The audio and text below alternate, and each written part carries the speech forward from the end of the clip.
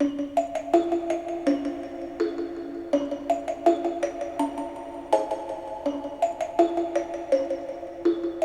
Christy. And I'm Kathy. And this is The Psychic and the Skeptic.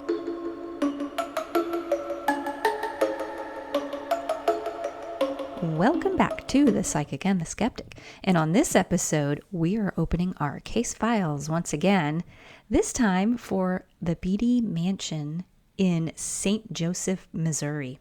This location is a large mansion set on top of a hill overlooking the Missouri River. We investigated this place in May of 2024 with our friends from the API team. They invited us to come along because this place is so huge. Hi, girls. Especially Jill. I know Jill's going to be listening, but yes. I also want to give a shout out to our team members because I know some of them listen to our podcast. Yes. Okay.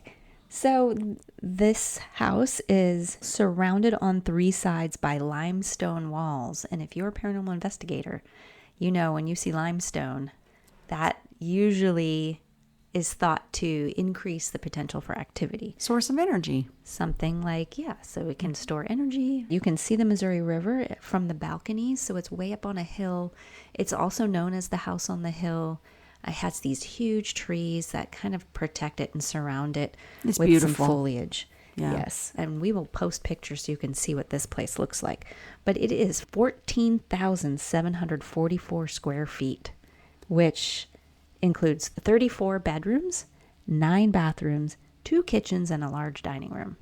Now, originally, I think the house was a little bit smaller because later on they added on, and I'll let you explain that. Yes. Now, that's current day what it is. That's what we were dealing with on the investigation. Yes, definitely a special thanks to API for inviting us along. This was a really fun investigation.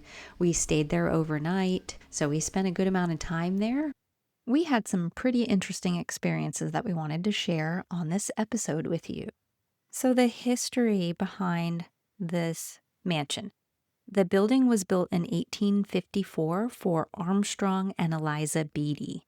Armstrong was St. Joseph's first banker and became mayor in 1857. So he was a prominent figure in the town. He wasn't originally from there. He did move there with his wife. Armstrong Beatty was born on Christmas Day in 1811 in Virginia, and he married Eliza Snoddy in 1841, moved to Huntsville, Alabama, where he was a merchant for a good decade. So they moved to Northwest Missouri in 1851 and eventually settled in St. Joseph in 1852, where Armstrong began work as the town's first full-time banker at his A. Beatty and Company Bank. This building was pretty impressive, too, just like those corner office areas with the big fancy front door in the corner in the old town, 1800 Midwest historic towns. That building, I believe, is still there. Is it haunted? If so, we need to investigate. Probably. He took his nephew, James M. Wilson, into partnership at his bank. So Armstrong was an active participant in the political life of St. Joseph, starting with election to city council in 1855. So this is shortly after moving into the mansion home. The building that is there, like you said, was not the original structure. Half of it was their original home that eventually got expanded. So we're talking about the east side of the building is where he lived at this time.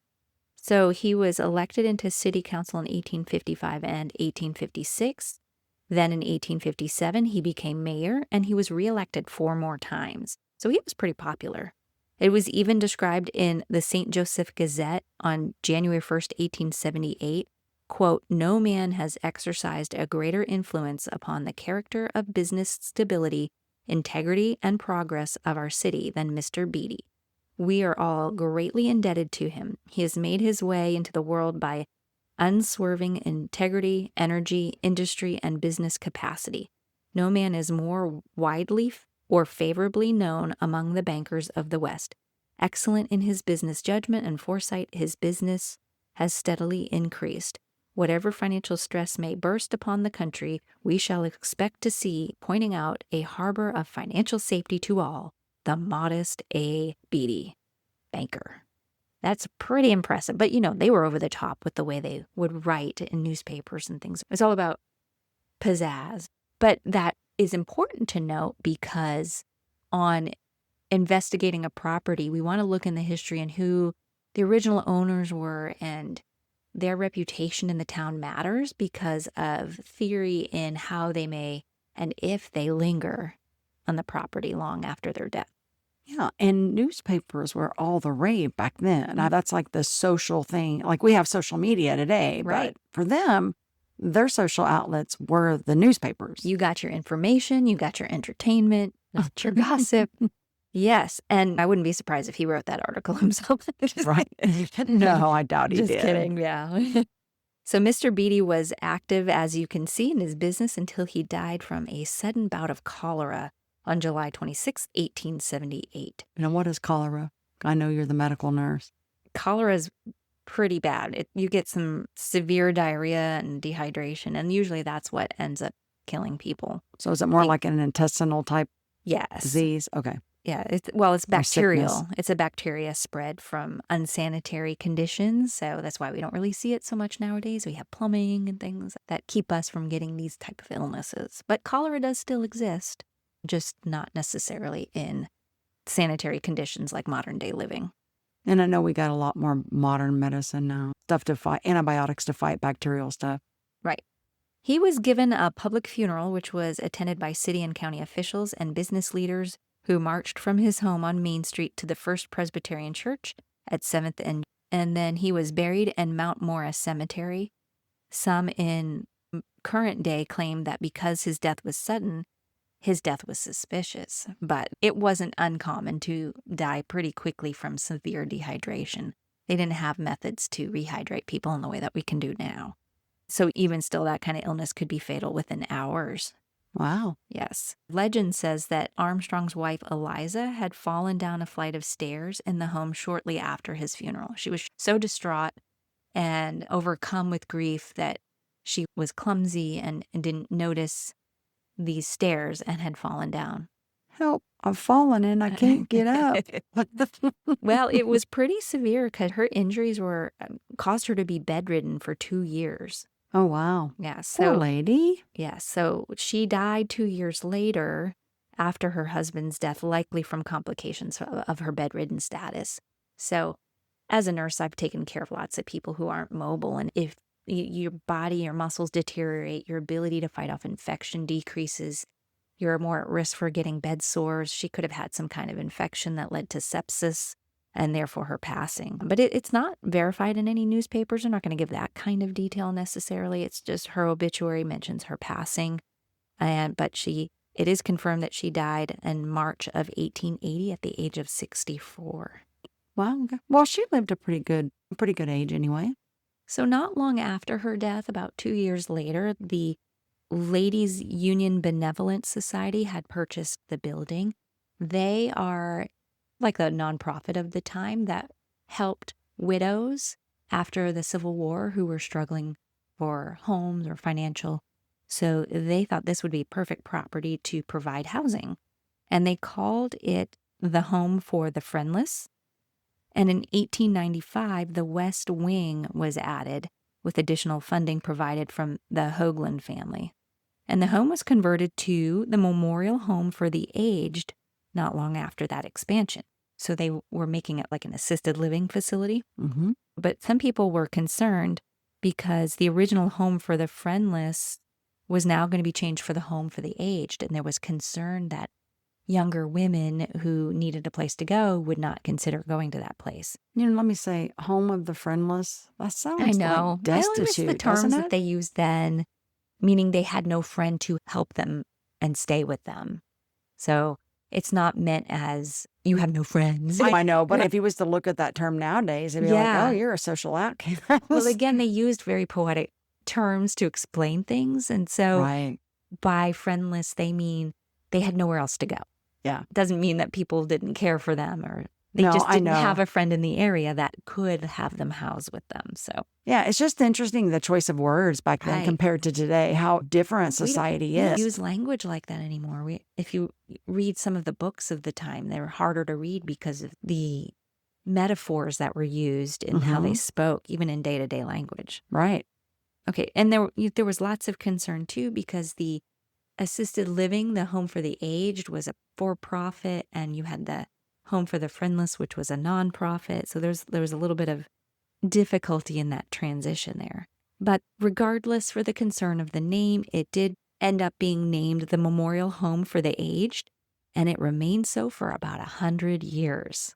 So long lasting. So that was the significant history for this place, this assisted living, but also this home for women, widowed, women with their children too. They weren't necessarily an orphanage, and that's really important as we get into our evidence. But it wasn't unheard of for them to open their doors to orphaned children, because there was an orphanage in town owned by the Ladies Union Benevolent Society that was at a different location. So there was an official orphanage, but this home probably wouldn't have closed their doors if there was a child that was homeless that needed a place to go. So in 1995, the Ladies Union Benevolent Association moved the home for the aged to another location, and it then became a temporary home for the mentally ill and substance abuse addicts at that time. So some of the history online might say that was in the early 2000s, and it's thought it was still at that location, but I think there was some missing link in the history in that those claims didn't realize that the home for the aged had moved and had changed its focus. So I'm not 100% convinced that this was also a home for mentally ill and substance abuse, although I think the owner on the tour had mentioned that. She did. It was just the documentation I found had mentioned that before, that in 1995, the home for the aged did move and then become a home for the mentally ill. So maybe both locations served such purpose, but the main campus was located elsewhere. Right. And let me say, the current caretaker there, I just want to say, give her a shout out. She was very sweet. She was very accommodating, and we really appreciated her hospitality. Yeah. Oh, yeah. Yes, the tour gave us a whole lot of other information, like the story about the wife that fell down the stairs and her being bedridden. So sometimes the history that we gain on a property comes from local legend. Not every detail is always listed in newspapers where I can search ahead of time. I may just have some dates of when people moved somewhere, when they died, but not that backstory. And all of these stories coincide with some of the activity and evidence that have been caught on this location, which is why we dig so deep into the stories and the history leading into an investigation. So in 2005, the property was purchased by Michael Burkhart. He hired some contractors to come and renovate with plans for a bed and breakfast. And many of those contractors reported paranormal activity during renovations and had abandoned the project. So he had a hard time keeping people on. They would experience some shadows, disembodied voices, even potentially they observed a full-bodied apparition. So he eventually abandoned the project, still currently owns the building, but opened it up for paranormal investigators in about the year 2017. So this location is primarily serving purpose for that. There are the caretakers, which were very gracious, as you mentioned, and really into this property. They have a deep affection for the property. You could really tell that the caretakers enjoyed their work and opening up the building to other investigators like us who were just curious and respectful of the property. And just the history, and the history for the town, too. So it is worth preserving and worth the visit to come take a look. Okay, so let's go over some of the paranormal claims. As we know, Eliza was the wife to Mr. Armstrong Beatty, and she is said to be one of the most prominent ghosts there at the Beattie Mansion. Now, she does roam all throughout the mansion, but she is said to be more prominent on the second floor. She'll guard the halls. She also will target men when she feels that they are invading her part of the house. So now Mr. Armstrong Beatty, he is also said to be there, and said to pace the east wing halls, and you can often hear him whistling.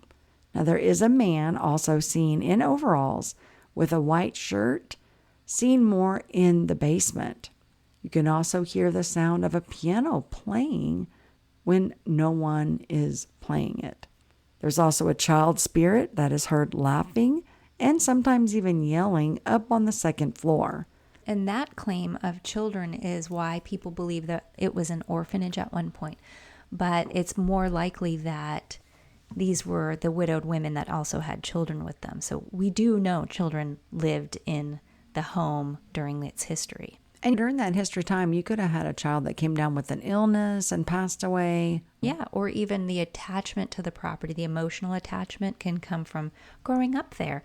All the halls, all the places to play and run around can really attach somebody's spirit to a property. Well, in addition to also the adult-sized shadows that are seen in the apparitions, there's also children shadows and apparitions that's seen, especially in the kitchen. Now, the basement is said to be the most active, and there you can hear laughing and just different sounds. So in the basement, there's also rooms where the hired help would stay, and who knows. But if you remember, the building is surrounded by limestone walls, too. Yes. That help support the foundation and the ground underneath them. So the basement would make sense because there would be a lot of, if this goes along with the theory that the limestone is there, so a higher chance for activity would likely be in the basement. But there was also this tunnel that ran between the two wings underneath that they could go back and forth with supplies and things. Yeah. And I remember a predominant man, like feeling, this is from the psychic view, but feeling like there was a predominant man there in the basement. But there are claims of like spirits in the basement taunting visitors as they come down. People also say, hey, we've been touched, scratched, grabbed, electrical stuff going on. People that bring equipment to go investigate, supposedly it drains their batteries. They have problems with equipment. Now, as you were mentioning earlier, when they brought in contractors, these contractors reported hearing disembodied voices, shadow figures, and full body apparitions. Now, I know the disembodied voices, we encountered one of those, and we'll talk about that in a little bit when we start to play some of our audio, but I know that's a true claim. So I, from the skeptic viewpoint, need to point out that there's lots of claims, and it's a huge place. It's got a lot of history, so that right off the bat puts somebody's mind on edge for the expectation to have activity. And not to say that there isn't anything paranormal going on there, but when you have a few true encounters, other people coming in looking to investigate are likely going to also experience something just because their senses are heightened. But we do have some things to share with you that are really hard to explain, and it's in, like I always say, in that debunking process. If you can't explain it away, you're usually left with something that's pretty interesting and could potentially be paranormal. Well, I think something important to point out too is that, especially when it's a place where it's just there for paranormal investigators, right, or whoever wants to experience whatever to come stay. But I think if paranormal investigators go in and they're like, well, such and such group got this and this, it's great to try to collaborate that. But you also have to think, just because someone else experienced it doesn't mean that you will. So I think there could be some expectations. Right. When you're looking for something to happen, then you might think you're experiencing things. Like every little bump is going to seem, oh, that must be a ghost. Right.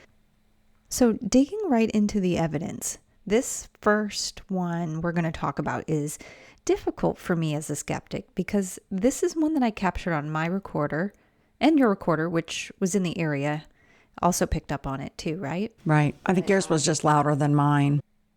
So this electronic voice phenomenon, or EVP, is probably the best EVP that I've captured personally. It's definitely a Class A, so it's a long and very clear voice on the recorder that was not there at the time that we were recording. And that's why it's hard as a skeptic, because I've had such a difficult time disproving it. So this piece of evidence was captured around 5:06 p.m. during the tour that I had with the caretaker. So she was taking me around, showing me where all the activity was, where the experiences were. And we were on the first floor by the front entrance and the stairwell to the original part of the mansion. We were on the east wing, and while I was talking with the caretaker, my audio recorder picked up this voice. Was the Mormon church. Okay.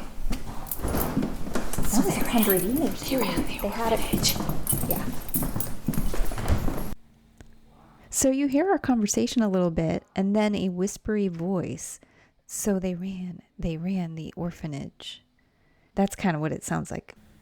Which completely correlates with the history, because the Ladies Union Benevolent Society also ran an orphanage in town. So it sounds like it's confirming what the caretaker is telling me about, and we're walking around talking about the history of the place. This is what paranormal investigators live for, especially if you're the historian. It means so much more when you have evidence that's backed up through the historical research. They don't run an orphanage there. They ran an orphanage, the one that was in town. But again, the Ladies Union, they accepted widows, especially women whose husbands had passed during the Civil War, and they had nowhere to go, or they didn't have the money. And some of these women had children also. So of course they were allowed to stay there. So some children might have stayed at the home for the Friendless, but the Ladies Union Benevolent Society also ran an orphanage in town. It just made sense because they were, meaning the owners at the time, also ran the orphanage. Absolutely, but we do know that EVP doesn't always correlate like it should, but that's what makes this one so special, is because it did. And I remember when you heard it, and of course I got this on my audio recorder too, like mentioned, but yours was louder, but you were like, no, wait, yay. Let's play that one more time just because it's so cool. Was the Mormon church. Okay. So they 100 years. They ran the orphanage. Yeah. I have to say that's probably the most impressive EVP that we got from this investigation, although we did get some cool other ones. Yeah, it's really impressive when it's a sentence and you clearly hear the words. It's not just super short, whispery, and faint like a breath. Right, and even cooler that it matched the topic of the conversation, like you said. So this next one, I was actually outside and I was doing what's known as a photographic sweep of the property where you take pictures of the outside. Now, I had left my audio recorder inside, still in the hallway, and the other group members, they were in the parlor and they were discussing the next day's checkout times. And right about this time, my audio recorder caught this whistling in the hallway. I think usually it's like 9 or 11 or something. 10. She saw 11.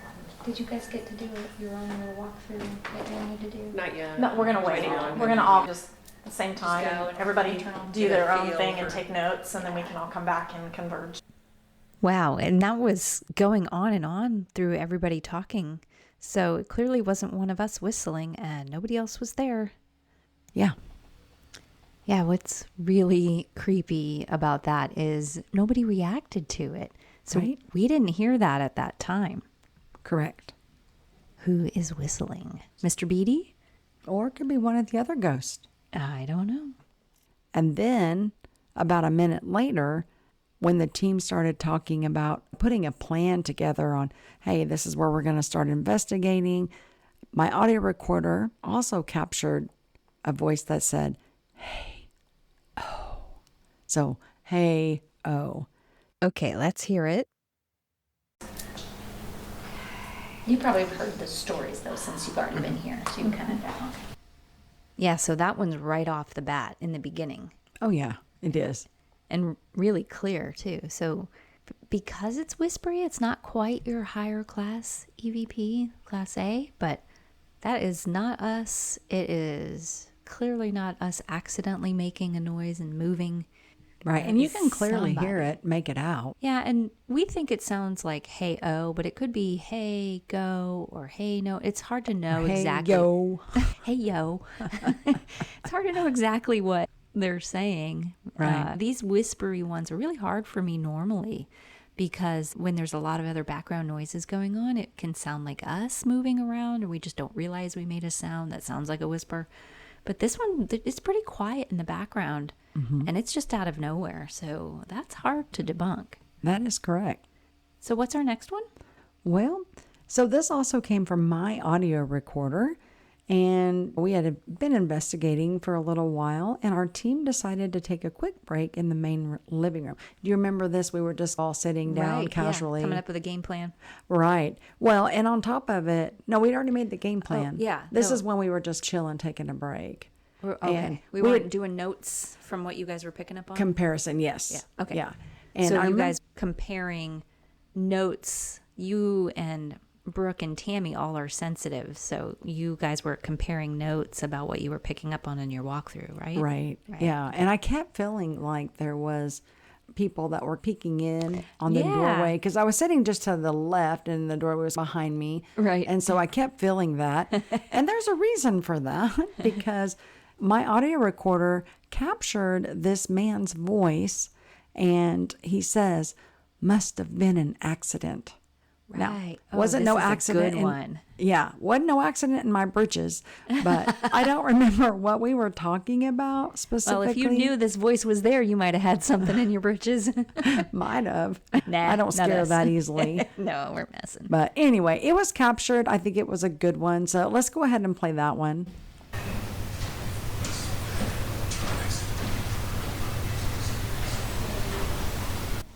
So that one, yeah, definitely sounds like a male. And there's a little bit of a pause. Must have been an accident or something like that. Yeah. Can you say that again? Yeah. I'm just Say that again. Must have been an accident. add a little music and hey. But yeah, so that was a cool one. We have gotten other EVPs throughout this investigation. They're just maybe not as clear or as loud as what some of these that we're playing for you Yeah, are. and there's a little bit of staticky noise in this one, so it's a little harder to hear. But yeah, clearly that's a male's voice in there. Right, yeah. Okay, let's hear that one more time.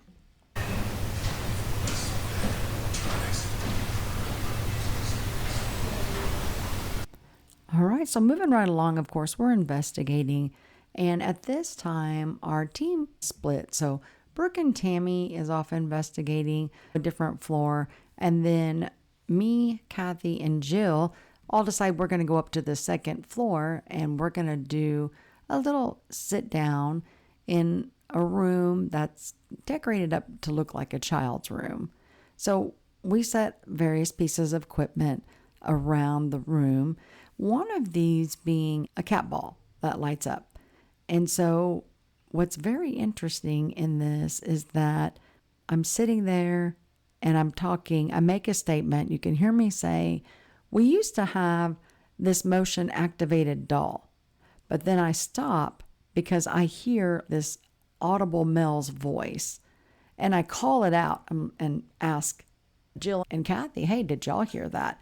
So to me, what I heard, it sounded like a long go or no. And you can hear it. And this is what we're going to call not so much an EVP, but a disembodied voice, because we did hear this, or I heard this with my own ears. Now, interesting enough, shortly after that, like right after this was heard, we ended up having that little cat ball activate, and it was on the corner of a dresser in the room. So let's go ahead and play this. So when we say the cat ball activated, there's lights on it that turn on if it's touched. So it Right. starts doing all these flashing lights. Oh, trust it me, hasn't done it at all throughout the night so far, up to this point. That's correct. And it'll light up a whole room. You can't Yeah, miss it you can when tell. when it goes off. Okay, so let's play that clip. We used to have this motion activated doll. Say y'all. So that one's pretty faint. So we may have to play that again so you can hear it. But it's right as you mention the word doll, you hear that oh or no or oh, whatever that whispery sound was. But it sounds like the same man that we had from It Must Have Been an Accident.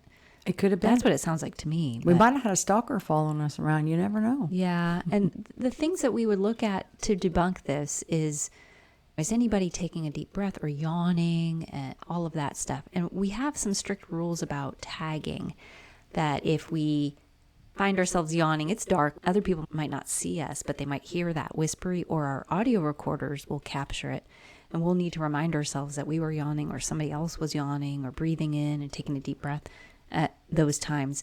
It's not always caught, though, because sometimes a deep breath you think is obvious, and then it translates differently on your recorder. But that's why I come in and I'm like, hey, did y'all hear that? Or right, exactly. And then to check to see if something is coming from one of y'all. Right, because one of us might be like, oh, yeah, I just yawned and didn't think to tag it. Because that can happen, and that sometimes is what I think might be the case for certain EVPs, but this one is one of those cases where if we play the full length of this one, everybody was describing the other noises that they heard. Well, what'd you hear? The bed creaking? Or, well, maybe it was outside. No, this was right here and whispery. And I want to say we did get that cat ball activating when it lit up. We did get that on video. Of course, this investigation is on our website, and you can go there to look at all the video and stuff like that. The okpri.com website. Correct. So let's play that again so you can hear. So listen for when Christy's talking about the old motion activated doll we used to have, and it's right when she says doll. We used to have this motion activated doll. Is that y'all? That's outside. The bed creaked. What did you hear? So I left a little of that clip for you to hear in the end so you can listen to us trying to debunk it and figure out what it could have been. Yeah. Well, and in this next one coming up, our team has investigated several parts already, and we decide to do a little sit down in this long hallway that connects the original house to the, I guess you could say, hospital wing or extra wing. Yeah, the new wing, the west wing. There you go. Like the White House. Depending upon the time and history, it would be. This is on the second floor. Correct. And that little walkway, I believe, there's a part underneath where the carriages used to go under for people coming and going, because it wasn't connected on the first floor originally, but then it was closed in later. Yeah, and now they've got it closed in where it was supposed to be like a little outside sitting area. Yes. With a real pretty view, but they never followed through with trying to part get of that the going. renovations that ceased. Correct. So what I was doing at this point, I was conducting a brief 5-minute audio EVP Q&A session right there in the hallway. So what this is I will record for 5 minutes. I will ask questions, and of course with pauses in there. Then at the end of the 5 minutes, I'll go back and listen to that audio with the purpose of trying to see if any of our questions got answered. Now, the purpose of this is so we can figure out maybe who the spirits are that are there. Right. You can go back through your evidence to see if you captured something rather than waiting a couple of days and you're at home and don't have the opportunity to ask back or to follow up while you're there. Yeah, it's like an immediate, we can hear you. So, if you answer our question, then we can communicate a little easier with you.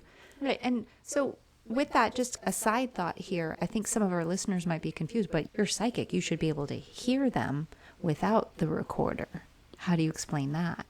Well, because sometimes they choose different frequency levels, Mrs. Skeptic. I'm not doubting you. No, I don't know how we explain it normally, but yeah. Yeah, it's all about the frequency levels. And we those of us that are psychic, raise our vibration levels up. And the spirits have to lower the vibration levels to meet in the middle. But there's so many different frequency levels. So this is like a meditative energy that you're raising and lowering, right? I guess you could refer to it as that. Yeah. Because I'm like, how do you actually change your energy? That's where the skeptic comes in. Is like, what do you mean by that? That might be another episode. And it also explains why I think, assuming the psychic gift is a real phenomenon, that you're not a natural thing. I'm just speaking on behalf of our skeptics here. Oh, okay. That this could explain why certain people who are psychic don't necessarily pick up on the same spirit. Correct. Because it's like you've got your radio tuned into a different channel. So you don't hear what they're hearing. So luckily when we get together with API, it's really cool because you guys are all like tuning into a wide range of stations.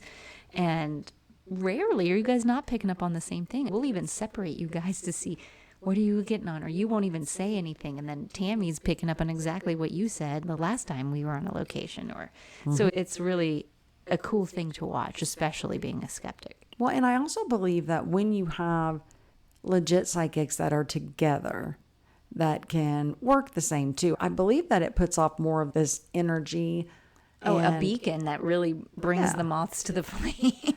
Pretty much, yeah. Like they say, strength in numbers. Well, the same as like that. And I feel like when you have, like when we're together, there's more activity that just happens. And I do believe that part of it is because of the psychics. It's like you said. Open, you're available to communicate, not inviting anything negative, of course. Oh, yeah. With having all the protections there. Yeah, you learn how to block all of that. But anyway. So what happened with this quick Q&A session?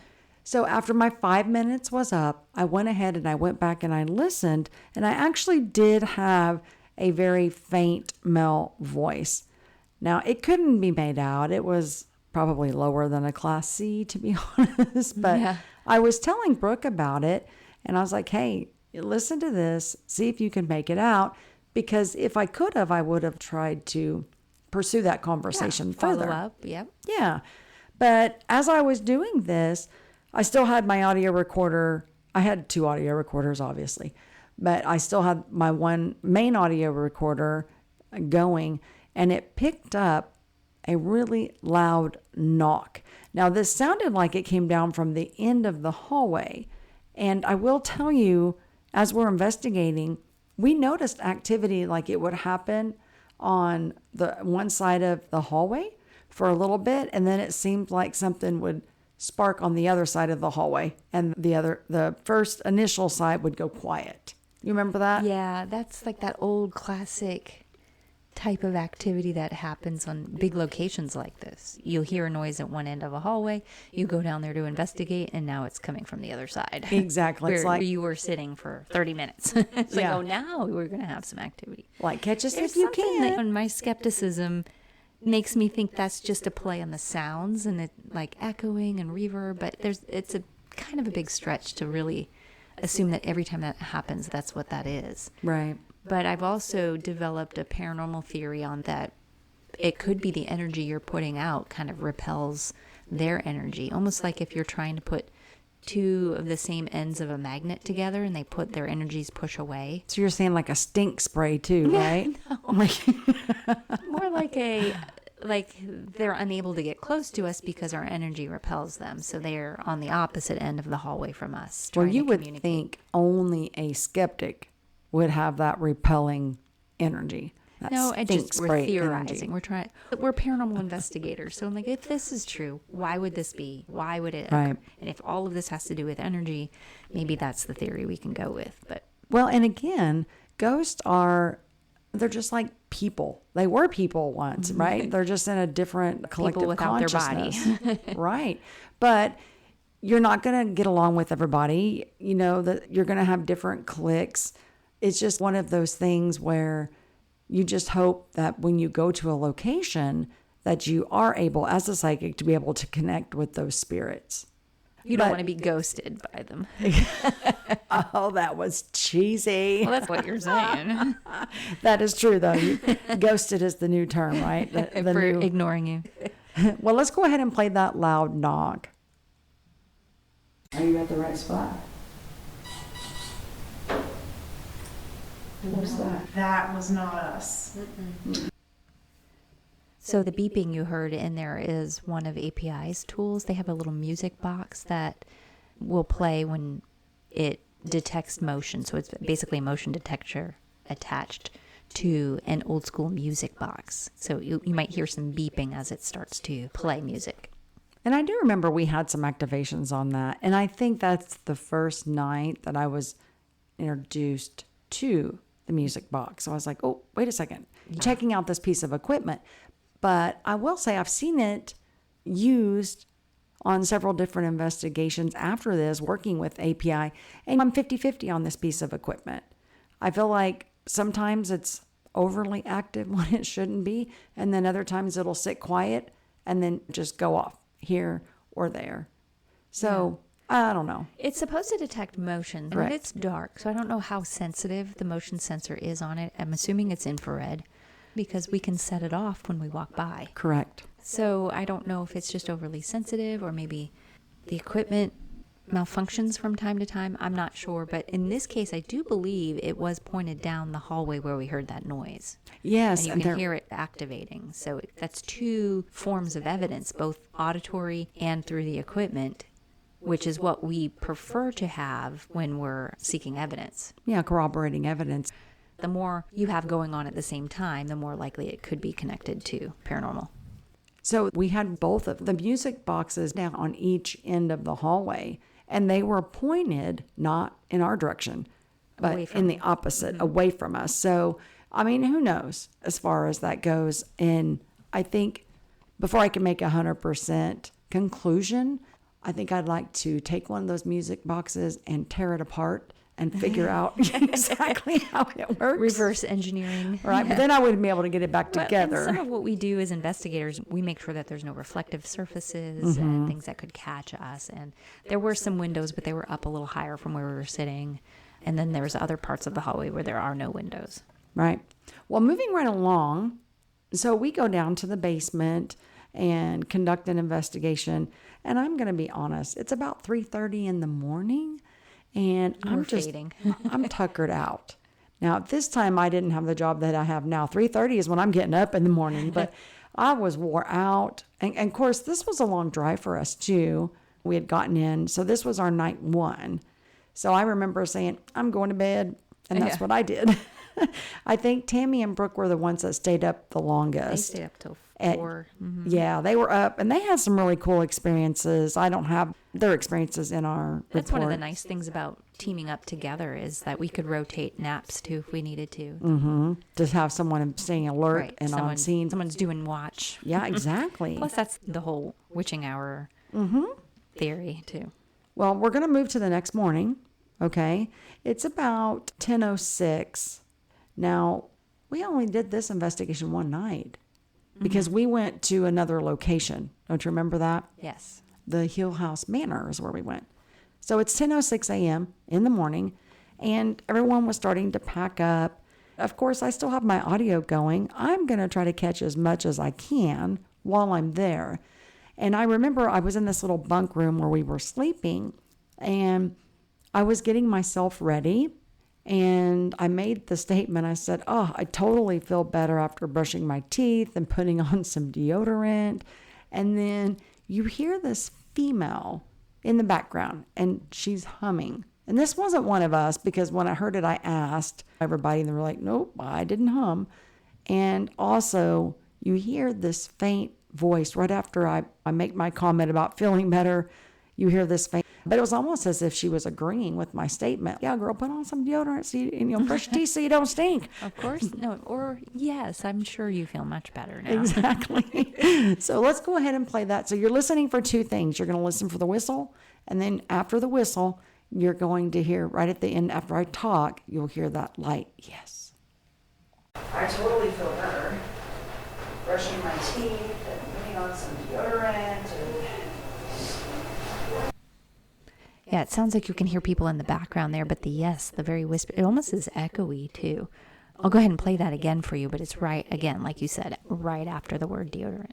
Right, and the reason why you can hear people in the background is because, we're getting ready. Yeah. We're packing up, getting ready to go. Yeah, but that's way off in the background. So you'll hear that whispering. It sounds like it's a little closer than those people in the background. Right. Brushing my teeth and putting on some deodorant. So that is all for our audio evidence, but we have some photographs.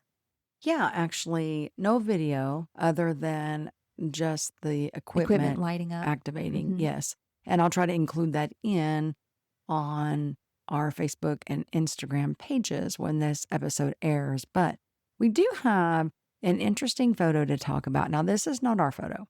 This is API's photo. Afterlife Paranormal Investigations. And Tammy is the one that took this for their group.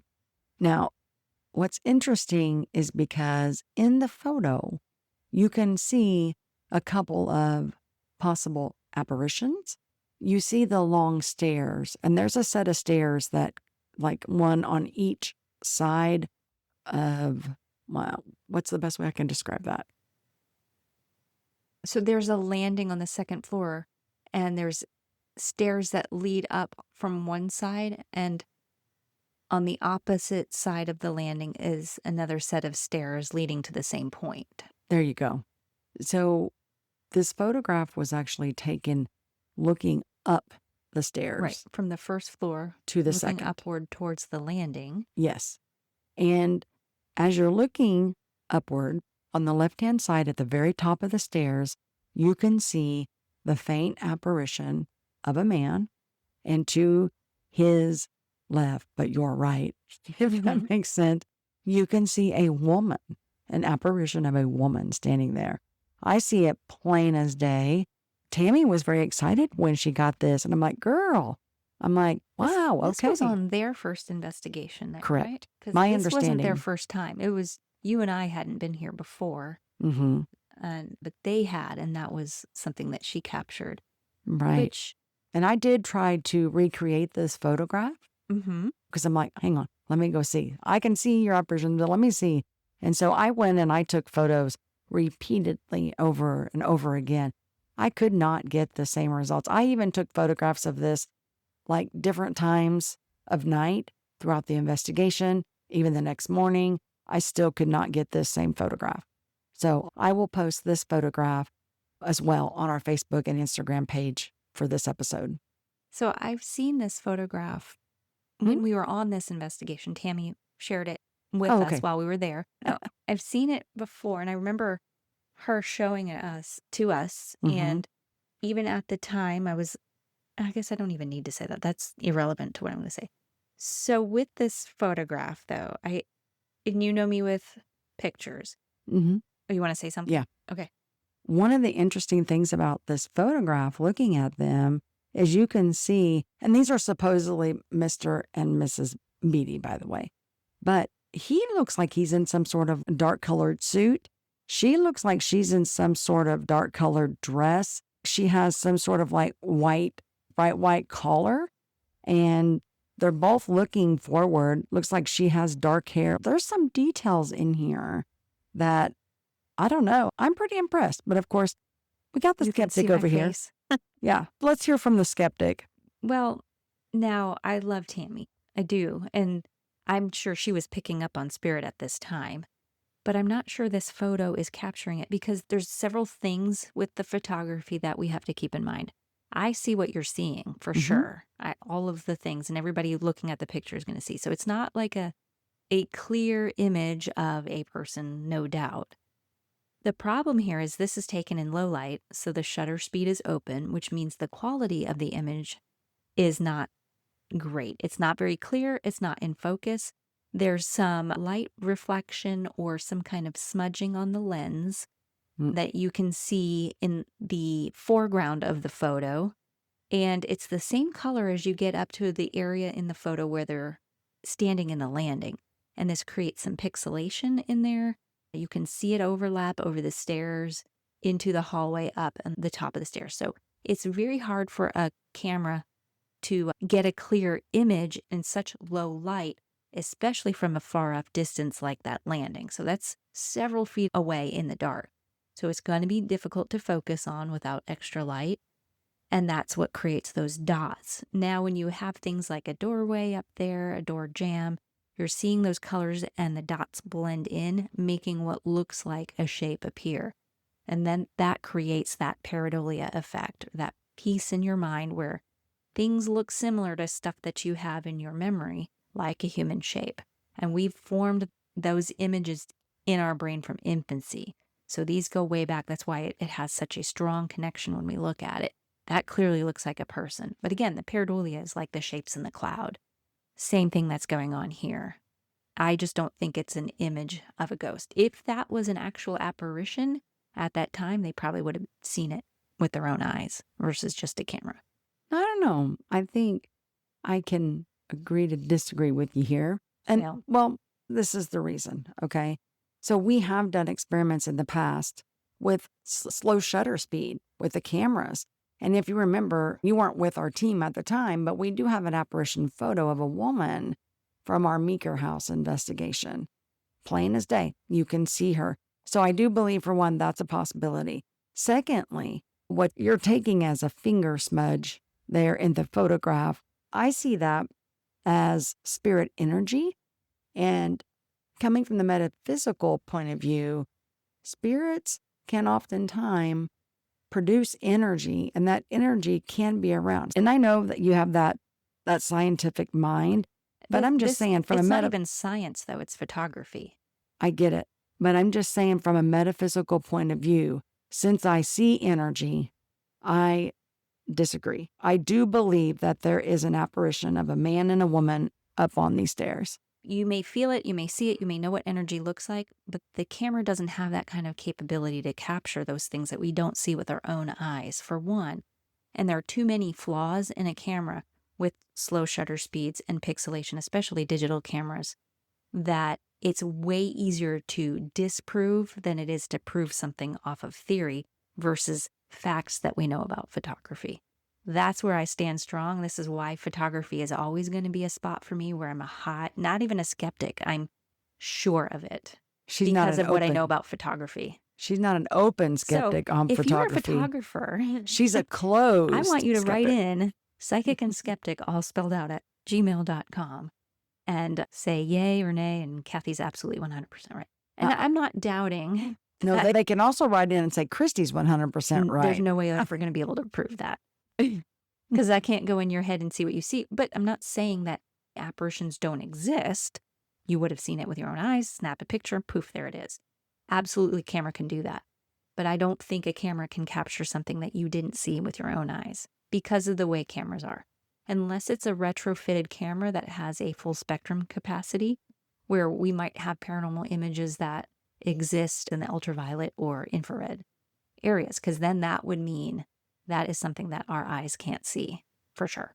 But we also know that the human eye is very limited to the amount of light that it can actually see compared to what's really out there. So who's to say that this is a different type of, I don't know, fraction of light or whatever that's there, and we can't see it with our physical eyes? The camera can't see as much as our eyes can. The camera is even more limited than our own vision is when you have a standard camera. That's why I'm saying, I agree with you. Our eyes are missing a whole lot of what's really out there. Right. Well, I'll tell you what, folks. Yeah. I don't know if you're going to be on Team Skeptic or Team Psychic here, but y'all take a look at this photo and you'll see there's one photo that's the full photo, and then there's one that'll be circled showing where the images are. But honestly, you can't miss it. But let us know what you think. I'm curious. I'm for this photo. I do believe that it's legit. Kathy, on the other hand, is like hogwash. It is, but anyway. No, and I love Tammy, and I don't want to upset her, but I wish it really was a picture of an apparition. But it is. Just given the quality, it's in low light. We know pareidolia exists. We know that there can be confusion. Our eyes are not as good as other creatures' eyes are, so we don't see as clearly, and it makes sense to me that we would create a pareidolia image out of this. My eyes see better in the dark. I see.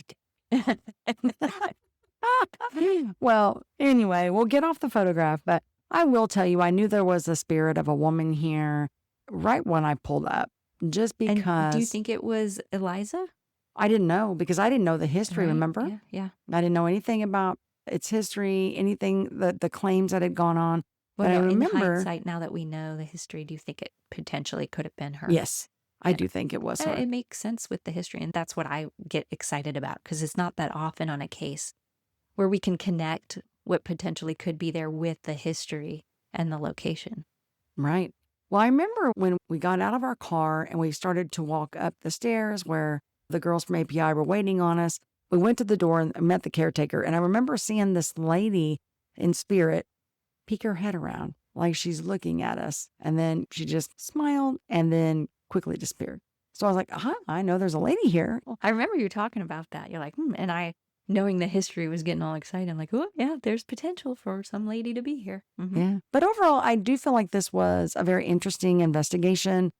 I wouldn't mind going back sometime. In fact, I think our two groups have talked about going back to Beattie. Who knows? Maybe we'll have an updated episode for you with all new evidence from Beattie Mansion. Right? We could always say Beattie Mansion revisited. Right. And I know we have a lot of 2-day investigations, some travel investigations coming up where we are going to be going out of state, out of Oklahoma to the state of Texas and then to Kansas. And we're going to be investigating some historical places. So we will eventually bring those to case files. And let us know if you like our episodes that feature these case files with EVP evidence and photographs, and we will provide more for you, our listening audience, if that is what you like to hear. Or if you like more topics, different things about paranormal things or cryptids like Bigfoots and UFOs, and let us know. Especially if you like to hear both perspectives from the metaphysical viewpoint and the skeptical viewpoint. But we are glad you guys are joining us for these episodes. We look at our numbers, we see that it's growing, and we really appreciate all of our dedicated listeners. Hi, Joe. I knew that was coming. Call me psychic. Call me now. And you can share your own parastories, topic suggestions, and comments to psychicandskeptic, all spelled out, at gmail.com. If you'd like to follow our paranormal investigation group, you can go to our website at www.okpri.com or follow us on Facebook at facebook.com/okparanormal. So you can find us wherever you enjoy your podcasts, and thank you for listening. Because the paranormal is the normal. Not yet understood.